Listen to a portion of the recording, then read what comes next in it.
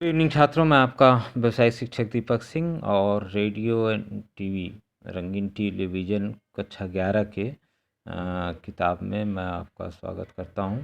और इसमें छमाही पेपर चल रहा है, तो 6 मंथली पेपर के हिसाब से ये क्वेश्चन मैंने दिए हैं आपको। और ये ईयरली आप कहें तो ये पूरी किताब से ही हैं लगभग। और ये थर्ड पेपर है आपका, जिसका नाम बेसिक इलेक्ट्रॉनिक्स है। इसके अंदर परमाणु संरचना, वायर एवं स्विच जो आप घर में लगा है, प्रतिरोध है, ट्रांसफार्मर है, और जो प्रयुक्त चिन्ह होते हैं जैसे रेजिस्टेंस के और कंडेंसर के और वो कंडक्टर के, कैपेसिटर के, जो भी कहें आप, तो वो चीज़ों का ये चैप्टर है। और उसके बाद कक्षा 12 में तो 11 के छात्र ध्यान से सुने और 12 के छात्र भी इसे ध्यान से सुने, क्योंकि 12 के छात्रों के लिए भी ये इम्पोर्टेंट है। और इसके क्वेश्चंस हम देखते हैं। देखिए, क्वेश्चन का पैटर्न पहले ही मैंने आपको बताया कि 1 नंबर 2 नंबर के सवाल ज़्यादा होंगे, इसलिए उत्तर भी आपका मतलब सटीक और सही होना चाहिए। और इसके लिए कोई ज़रूरी नहीं, इतिहास भूगोल नहीं है कि इसमें पेज भरना आपको ज़रूरी है। तो आइए देखते हैं, छोटा सा सवाल पहले शुरू करते हैं। और इसमें मैंने जैसा कहा कि परमाणु संरचना, एटॉमिक स्ट्रक्चर पहला चैप्टर है। तो इसके अंदर आप देखिए कि परमाणु सिद्धांत क्या है। पदार्थ प्रत्येक छोटे छोटे कणों से बना है, जिसे हम परमाणु कहते हैं। जे टॉमटन साहब ने 1857 में खोज किया। अब यहाँ 1 नंबर क्वेश्चन बन गया आपका कि जो है परमाणु सिद्धांत किसने दिया, तो वही डाल्टन साहब ने दिया। जे टॉमसन साहब ने। और डाल्टन साहब ने 1803 में इसकी परमाणु सिद्धांत दिया कि पदार्थ छोटे छोटे कणों से बना है, जिसे परमाणु कहते हैं। ये हाई स्कूल में आपने पढ़ा भी है। और उसके बाद 1857 में जे टॉमसन साहब ने अपना इसको इलेक्ट्रॉन की खोज कर दी। और उसके बाद फिर परमाणु का टॉमसन मॉडल भी आ गया। तो आप उस टॉमसन मॉडल में परमाणु कहा गया कि साहब ये खरबूजे की तरह कटा रहता है, बीज जो है इसके अंदर धंसे रहते हैं, वही इलेक्ट्रॉन है।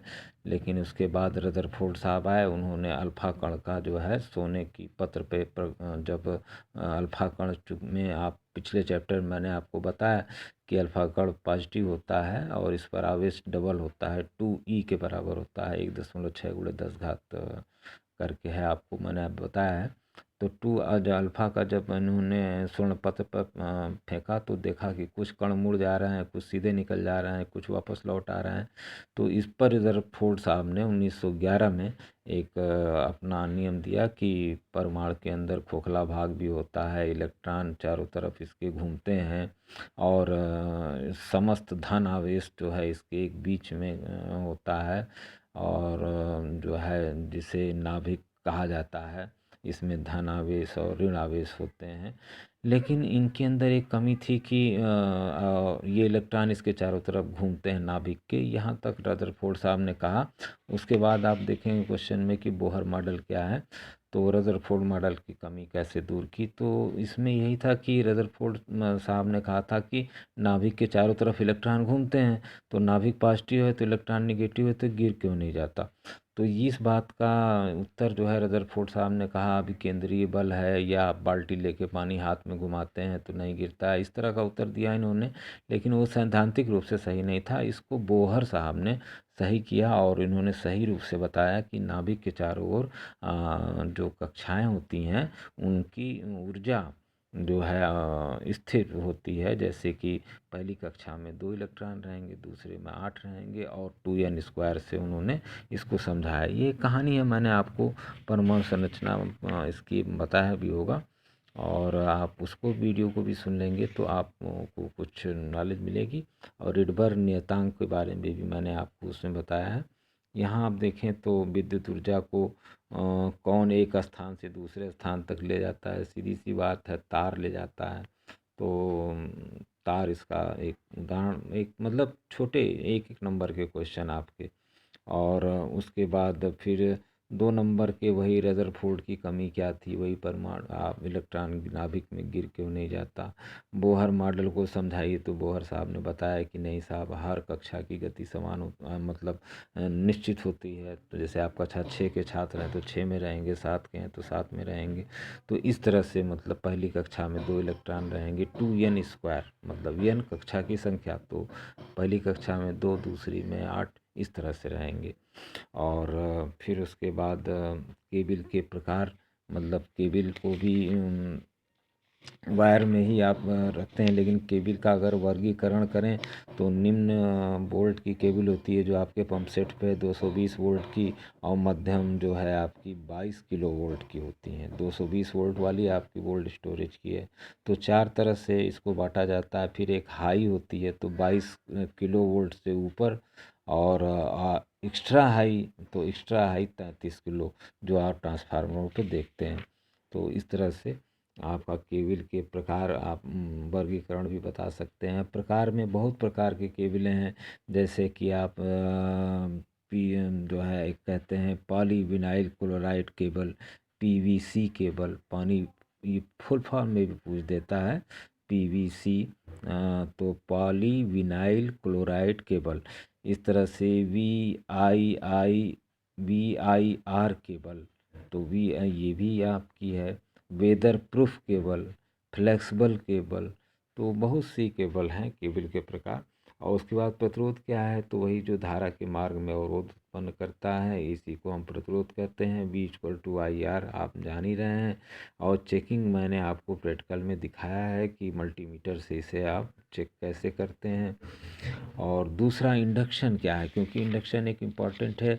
और स्विच क्या है, इसमें मैंने एक क्वेश्चन यहाँ छोटा हुआ है, स्विच क्या है, तो हर घरों में स्विच लगा है, ये धारा पर बह रही है तो उसका जो है समाप्त कर देता है। आप पंखा चलाते हैं तो उसको बंद कर देते हैं। तो 1 पोल का स्विच भी होता है, 2 पोल का भी स्विच होता है, घर में स्टार्टर भी आपके होता है, और आजकल तो एमसीबी आ गया है, आपके घर में लगा होगा, तो वो भी आप देख सकते हैं कि एमसीबी है। और प्रतिरोध के बारे में मैंने आपको बताया था कि धारा के मार्ग में अवरोध उत्पन्न करता है। ये कार 2 प्रकार का, मतलब एक तरह से कुछ मुख्य पदार्थों से बनते हैं, जैसे कार्बन से बन जाते हैं, यूरेका से बनते हैं, मैग्नीज से बनते हैं, नाइक्रोम से बन जाते हैं, टंगस्टन से प्रतिरोध बनते हैं। और ये निर्भर करते हैं प्रतिरोध की लंबाई पर।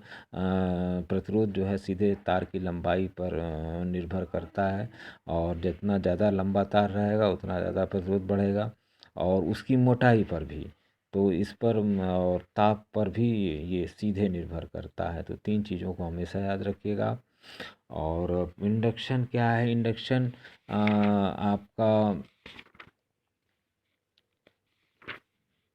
प्रतिरोध में आपको जो सवाल, वही संयोजन मैंने पिछले चैप्टर में पढ़ाया है, आप उसको फिर से एक बार देख लीजिएगा। इस चैप्टर में भी आपका है वही सवाल कि सीरीज में कैसे जोड़ते हैं तो सूत्र बताइए, और पैरेलल में कैसे जोड़ते हैं तो सूत्र बताइए। उसके बाद आपका एक आध उस पर सवाल। तो इंडक्शन क्या है, तो इंडक्शन एक तरह से वैद्युत करंट से चुंबकीय प्रभाव के अनुसार, जब किसी इंडक्टर कॉइल में अगर किसी कॉइल में आप डीसी धारा प्रवाहित की जाती है तो उसके चारों ओर एक चुंबकीय क्षेत्र पैदा होता है, तो यह स्थिर प्रवृत्ति का होता है। तो यह इस कॉइल से एसी अगर प्रवाहित की जाए तो उसमें प्रकृति का चुंबक क्षेत्र पैदा होता है, तो इस चालक में ईएमएफ पैदा हो जाता है, और इसी क्रिया को हम इंडक्शन कहते हैं। तो इसको आप हम पेज में भी आपको देंगे, तो स्क्रीनशॉट लेके आप छोटे छोटे कुछ डेफिनेशन को देख लेंगे। समय नियतांक एक आपका छोटा सा सूत्र है, और जिसे हम समय नियतांक T=L/R। तो L आपका इंडक्शन हेनरी है, इंडक्शन का मात्रक हेनरी होता है, रेजिस्टेंस का ओम। तो समय नियतांक इंडक्टेंस अपॉन रेशियो को हम समय नियतांक कहते हैं। और ऐसे छोटे छोटे क्वेश्चन है। डायोड क्या है, तो डायोड एसी को डीसी बनाता है। और ब्रिज डायोड का परिपथ बना दीजिए, तो मैंने आपको क्लास में एडी सर्किट का भी परिपथ बनाया है, और ब्रिज और डायोड का भी बनाया है, आप उसमें देखेंगे तो आप ज़रूर पा जाएंगे। और उसके बाद ट्रांसफार्मर को समझाना ज़रूर समझना चाहिए। ट्रांसफार्मर आपके गांव में है और ट्रांसफार्मर में जो है ये जो आप देखे होंगे लोहे का बना रहता है। इसकी प्राइमरी और सेकेंडरी 2 वाइंडिंग होती हैं और प्राइमरी वाइंडिंग में 220 वोल्ट आता है, सॉरी 440 वोल्ट आपके पावर स्टेशन से। तो वह इस ट्रांसफार्मर स्टेप डाउन होता है। तो स्टेप डाउन का मतलब हुआ कि वह वोल्टेज कम, दो प्रकार का हुआ वोल्टेज के आधार पे। स्टेप डाउन मतलब कम कर देना और अप कर देना। तो ट्रांसफार्मर दो प्रकार के हो गए। तो आपके यहाँ लगा है जो गांव में वो स्टेप डाउन है, वो आपका 440 को 220 करके आपके घरों को दे देता है। तो इसे हम स्टेप डाउन कहेंगे। तो डाउन का मतलब प्राइमरी कुंडली में फेरों की संख्या और द्वितीय कुंडली में 2 फेरों की संख्या भी वही कुंडली लपेटेंगे तभी होगा। ये इसी अन्योन प्रेरण के सिद्धांत पर यह कार्य करता है। तो आप स्टेप डाउन अगर कहें तो ये कह लीजिए डाउन का मतलब सेकेंडरी में कम कुंडली और प्राइमरी में ज़्यादा। और वहीं जब स्टेप अप कहें तो मतलब वोल्टेज कम दिया उसको बढ़ाया। तो अप कहें तो सेकेंडरी में ज़्यादा। इसका सूत्र भी है VS/VP और सब एन फेरों की संख्या NS/NP और IP से ये ठीक उल्टा होता है IP/IS। इससे आपका जो है अगर सूत्र में अगर रहे तो आप सवाल भी लगा लेंगे। मैं आपको इसमें दूंगा स्क्रीनशॉट में।